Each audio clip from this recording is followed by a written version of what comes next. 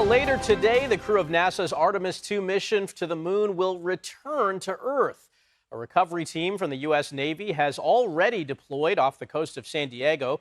They'll be ready to retrieve the Orion capsule and its crew when it splashes down just after 5 p.m. Pacific time.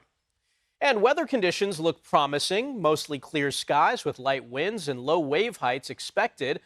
But splashdown will follow an intense final chapter of this historic spaceflight. The Orion capsule will hit the Earth's atmosphere at around 24,000 miles per hour, and temperatures on the capsule's heat shield will reach 5,000 degrees. And making things more complicated, pieces of that heat shield broke off during the unpiloted Artemis I mission in 2022. But NASA says it's made adjustments to the trajectory of the capsule's return, and they're confident the crew will return safely. For more on this, we're joined by Linda Godwin. She's a retired astronaut and a professor emeritus at the University of Missouri. Linda, good morning. So good to have you with us. You've been to space and back several times before. So tell us, how complex is a re-entry process like this? And are you concerned about that heat shield? Well, reentry, whether you're coming from low Earth orbit or from the moon, is all about slowing down, right? And we use the Earth's atmosphere to do that. And that produces a lot of thermal energy, a lot of heat, a lot of friction. The difference coming back from the moon, of course, is they're going so much faster because of the trajectory they were on. So they have to be entered just on the right, vector heading coming in through this corridor to just line up through the atmosphere and at the right angle.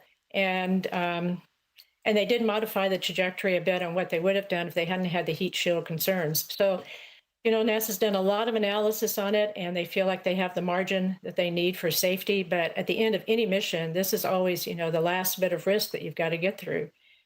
And we've been talking so much about what the crew has been going through for the last few days, but really this has been a years-long journey for this crew. Oh, Here's what Artemis II many pilot years. Victor Glover said about returning to Earth. I've actually been thinking about entry since April 3rd, 2023, when we got assigned to this mission.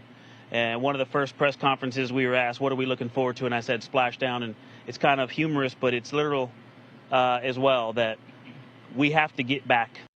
And Linda, I want to know your perspective as an astronaut. What is it like to be strapped in, hurtling back to the Earth at thousands of miles per hour, and knowing that it's thousands of degrees right outside?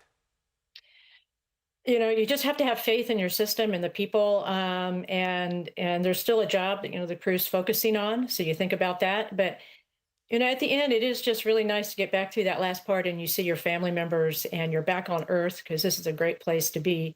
Even though space is a wonderful place to go visit. So I just know they have a lot of emotions today.